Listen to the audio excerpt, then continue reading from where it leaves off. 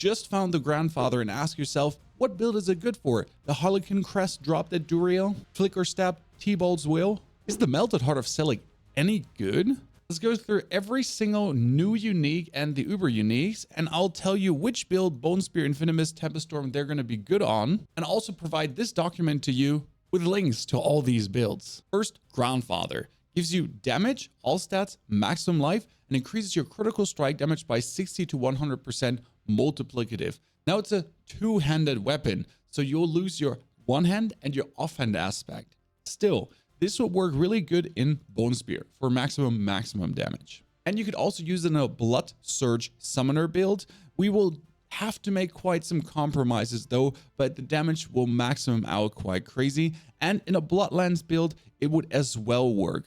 For the Mendeln Summoner, you are going mostly for critical strikes with the Ring of Mendeln, but kind of do need your offhand and your one hand, and you need all the lucky hit that you can get there.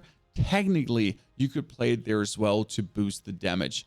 Tempest Storm and Infinity Mist each don't really profit that much from the Grandfather, and you do need the maximum amount of aspects, to be honest. Then the ring that changed every damage over time build, X-Files. Your damage over time effects have up to a 50% chance to erupt, dealing damage of the same type to nearby enemies. This is a Ring of Mendeln that explodes minions, but now with damage over time, which obviously fantastically works with Infinity Mist and Tempest Storm straight away, but also the Mendeln Summoner can use this as a bonus, so Ring of Mendeln and this ring. For Bloodlands, Blood Surge, and Bone Spear, this is each nothing you're looking for. Then the Harlequin Crest gives you max life, cooldown reduction, resource generation, really good, and 4 ranks in all skills, plus a general damage reduction. And yes, this simply works in everything. Infinity Mist can use it, Tempest Storm can use it, Blood Surge, Bloodlands, Mendeln. But Bone Spear, you could argue that you rather want to have the actual Bone Spear crown. Technically, you could also use the Harlequin Crest there, so it wouldn't hurt. You could just slam it in any of these builds. The Godslayer Crown is very interesting. Has cooldown reduction, maximum life, and overall damage plus. When you stun, freeze, immobilize an elite enemy, or damage a boss, it pulls in nearby enemies, and you deal 30 to 60% increased damage to them for 3 seconds. This effect can only occur once every 12 seconds. That doesn't sound like a lot, but end of the day, that's a free 60% multiplicative damage on all your damage, because this is free 30 to 60% damage against bosses, because it says or damage a boss. When you need to stun an elite to pull everything is or damage a boss. Stunning you do with corpse tendrils or with your shadow damage over time. So this can be really well played in Infinity Mist and Tempest Storm, as well as in Summoner and Mendeln. When I'm talking about Blood Surge Summoner and Bloodlands, each of them, I mean, it would be nice against bosses to just get the free damage. So it is definitely possible to slap it in there because your helmet aspect ain't that important. For the Blood Surge Summoner, it might be getting tricky because you have the minion aspects usually on there. So maybe for Bloodlands over the Blood Surge one. And for the Bloodlands, it's really nice to have another effect that just pulls things together and stops them from getting even close to you. And Bone Spear, you're back to the standard discussion. Is this better than your Bone Spear helmet that always works? Is this better than the Deathless Visage? You can play it. Don't have the Deathless Visage, but you got to choose your poison there. Flickerstep, a lot of people argue about because they prefer their unstoppable elusive aspect to walk through minions. It gives you damage reduction from close, which is nice, movement speed, and ultimate skill damage. And that ultimate skill damage works so well on certain builds. Each enemy you evade through reduces your active ultimate cooldowns by 2 to 4 seconds. Crazy. Now, if you look at this, Infinity Mist and Tempest Storm each can make perfect use of this, because Tempest Storm is mostly Bone Storm damage, where Infinity Mist also has Bone Storm going on.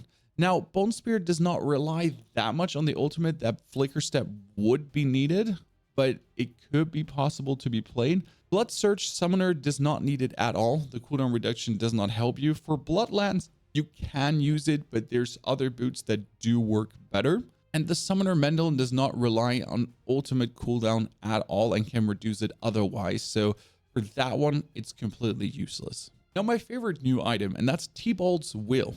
Damage reduction from close, great. Potion capacity, useless. Maximum resource, fun. Overall damage, nice. But you're losing maximum life. So that's kind of unfortunate for our both overpower builds already. But You deal 20 to 40% increased damage while unstoppable and 4 seconds after. When you become unstoppable, gain 50 of your primary resource. Now we know Bone Spear likes to have builds that use maximum resource to then throw out as many Bone Spears as possible. And if you dodge with the new vampiric power, you become unstoppable, Metamorphosis. So whenever you dodge, you get 40% multiplicative bonus damage and 4 seconds after. And 4 seconds later, you dodge again, then you get it again. So this is a permanent stack that you can get. And Bone Spear perfectly uses it because you always get 50 essence. And it's kind of essence starved. For Infinimist, it does work. For Tempest Storm, it does work. Because it's, again, just a passive increase of damage as you're dashing anyways through things. For Blood Surge, Summoner, and Bloodlands, I wouldn't use it because you're losing maximum life, and maximum life plus fortifies a lot of your damage. That being said, we lose 1,000 life and 1,000 fortify, or let's say 1,300 to 1,500 almost. So that's like, let's say 3,000 bonus for your overpower, and your overpower bonus is like 3,000% plus. So is the 40% multiplicative now better or worse than that? The primary resource is though really nice, especially with the Blood Surge Summoner and also the Bloodlands. Each of them are essence starved occasionally, so it would be another way to produce essence. For the Mendel Summoner, you don't need the essence at all, but you could actually use the 40% increased bonus damage, so it wouldn't hurt. And you can play the Mendel Summoner also with Blind, therefore it does actually work nicely together. Soulbrand is really cool. Also damage reduction from close. Maximum life bonus, cool. Barrier generation, lucky hit while you have barrier, and then your healing potions no longer heals instantly. Instead, it grants barrier for 200% of the healing for 4 seconds. While you have barrier, you gain 20% damage reduction. Now, it's nice that your healing potions create barrier too, but you want a barrier production happening. And that is, for example, Tempest Storm continuously has a barrier running, continuously has storms running, and you always have barrier for Soulbrand with a 20% damage reduction. The same would go for the Blood Surge Summoner if you would decide to play Temerity over Tibault's Will, for example, because then every heal produces a barrier, and every barrier gives us 20% damage reduction, plus another 10% as well on the item itself. But for Blood Surge Summoner, Soulbrand plus Temerity seems very good. You could technically play it on Bloodlands, but you're already playing a different chest, so you don't really have the slot for Soulbrand there.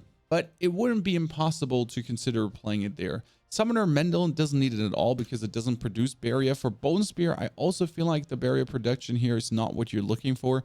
And Infinimist does or has the ability to create barrier, but you're mostly just spending time on your Infinimist that you don't actually need Soulbrand for the bonus damage reduction, to be honest. You could play it though for the bonus lucky hit because you're going to be playing X-Files, Corroded, Signet, and that is also lucky hit dependent. So end of the day, this would give you even more lucky hit. So let's say maybe on Infinimist. The Talisman that boosts all the damage into Oblivion. Banished Lord.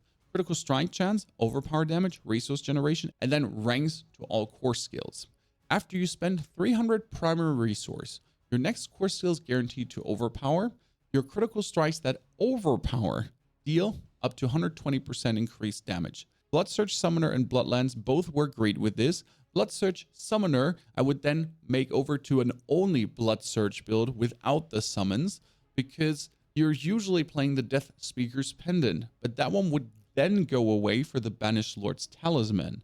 So it's better for Bloodlands than for Blood Surge Summoner because then we have to strike the Summoner part. Now, technically, you could also use this for Bone Spear because it says after you spend 300 of your primary resource, your next core skill is guaranteed to overpower. Your Bone Spear is your core skill. You spend 300 resource. Easy, right? Especially if you're running Tibault's Will for the 550 primary resource gain. You're going to spend 300 relatively fast. And then your critical strikes that overpower deal increased damage. And there's random overpowers happening in between. So it wouldn't be completely impossible to actually make this work. Especially with a vampiric power that also gives you every 20 seconds of free overpower. And that free overpower on a core skill would essentially then be able to crit like trillions. And well, the core skill bonus damage just generally boosts the damage of your Bone Spears as well. For Infinimist and Tempest Storm doesn't feel good, and Summoner Mendel also not what you're really looking for. Then the Blood Moon Breeches, which I am so excited for. Maximum life, ranks to all curse skills, sucks, but ranks on amplified damage passive, cool. And damage reduction from enemies affected by curse skills, can make that work. Your minions have a 3 to 7% chance to curse enemies, and enemies affected by at least one of your curses take 70% increased overpowered damage. Now compare this to the Banished Lord Talisman. Banished Lord Talisman is only core skills. You need to critical strike and you need to overpower to make this work for an up to 120% increased damage. And this is just a factual 70% damage increase to enemies affected by curses. Now you can curse by dashing through them, you can curse them yourself, or you can have your minions apply curses. Now that works for the Blood Surge Summoner and for Bloodlands, because with Bloodlands you just curse yourself and you get instantly 70% increased overpowered damage. That's it. Now again, compare this to Tibault's Will. You dash, Tibault's Will is 40% increased damage on everything. But this is also 70% multiplicative increased overpower damage, and your overpower damage bonus is already 3000%, and then another 70% on top of that multiplicative. I mean, sure, we can do that. Tempest Storm and Infinity Mist don't have anything to do with overpower. Bone Spear again, you could force the overpower there, but the synergy is not really there, and Summoner Mendon also does not want to play it. Then Doombringer, maximum life. Interesting. Core skill damage, and then a lucky hit chance to heal yourself. Now, the thing does lucky hit up to a 25% chance to deal shadow damage to surrounding enemies and reduce their damage done by 20%. The interesting part about the Doombringer is it works like a Ring of Mendon. So this shadow damage can crit, this shadow damage can overpower, this shadow damage can go, but it's also only a 9,000 base and only a 25% chance. The good thing is, it is a one-handed sword, so not two-handed like the Doombringer. So you still have your offhand aspect slot free. Now, since it deals shadow damage, I guess Tempest Storm and Infinity Mist both could technically play this, and Summoner Mendon could also make use of this to a degree. But the core skill damage does not make any sense for Summoner Mendon, and the core skill damage also doesn't really make sense for Infinity Mist. But it will work on the Tempest Storm because we're actually using Blight here. So that's where it fits in. Now, I was thinking about, hey, we could use this in Blood Surge and Bloodlands and then maybe put the Shadow aspect in that makes Shadow Blight stack and then does give us 100% bonus damage overall. But this would all rely on some lucky hits. So realistically, Tempest Storm is where this would fit in very smugly and nicely. But in the rest of the builds, I just don't see it doing the job you'd want it to do in any way. Now, the Melted Heart of Selig puts me in front of a challenge. This gives us bonus core skill damage, all stats, damage while healthy, and resource generation. And you get 30 maximum resource. In addition, when you take damage, drain resource for every 1% of life you would have lost. So instead of losing life, you could also lose a lot of resource. What I'm thinking about here is Bone Spear usually likes to play with maximum resource. So the more resource you have when you cast, the more damage you deal with the respective aspects. So the Melted Heart of Selig would allow you to blast out even more resource, would allow you to blast out even more Bone Spears, and you could easily refresh your resources also with Tibault's Will as you're dashing. So the Melted Heart of Selig could technically be good for a Bone Spear build. Also, Infinity Mist doesn't use resource at all, but again, you're getting core skill damage, so that's kind of useless for this. For Tempest Storm, I would hate losing my resource for taking damage, even though I have Barrier. That being said, it wouldn't work here as well. Same goes for the Blood Surge Summoner. I need resource. I don't need to lose resource. So that would be kind of a bit bad. Bloodlands could technically use it because we get maximum resource, core skill damage, damage while healthy. That's nice. And most of the time we keep the enemies away from us so that we wouldn't actually take damage. And then if we would play Tibault's Will, maybe, we could also just dash to instantly refill some resource if we wanted to. Summoner Mendon does work completely resource-less, and there's a version that runs blind. So even if you would take every now and then some damage, but you get all your minions to prevent that, you could technically use this to continuously blast out more blights for even more damage. My problem with Andariel's Visage has lifesteal, cool. Lucky hit, up to a 20% chance to trigger a Poison Nova that applies poison damage over time in an area. Now, the thing is with all my shadow builds here, they do shadow damage over time, and everything I have boosts shadow damage over time, so it doesn't boost general damage over time.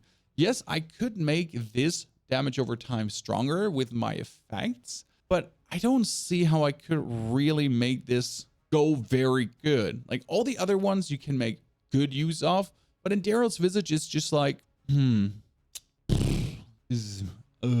yeah, yikes. The lifesteal aspect is nice, so I guess technically We're talking about lifesteal. Any kind of blood build that works with overheal could work. But the rest of the builds, I just don't see where it has any use.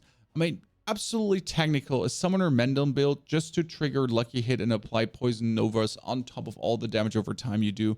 But it's completely unnecessary to kind of get done. Now, the Ring of Starless Skies in comparison is useful for a lot of things. It has core skill damage, lucky hit chance, critical strike chance, and critical strike damage, which is all things for a lot of our builds. Casting a core skill cast reduces the resource cost of your core skills by 12% up to a maximum of 40%. Resets upon using a non-core skill. Interesting, because what happens with Bone Spear is you blast out your whole essence, and then you do your other rotations. The same kind of goes for Blood Surge Summoner and Bloodlands. Each of them empty their core skill resource, and then you actually start using other skills. So could quite nicely work out for all of these. Tempest Storm could also utilize this, but it's more like a so-and-so for this. The Summoner Mendel does really not need it because Summoner Mendel rather wants to have an X-Felds on top. So the Starless Skies, if you play the Blight version, maybe, but not really. Which one of these have you dropped already and what build are you using them for? Drop it in the comments below. Also, yes, there's also links to all these builds and the document link in the description. Looking now for the absolute speed farm, that's Tempest Storm, or in general how to summon all the new bosses, click the links.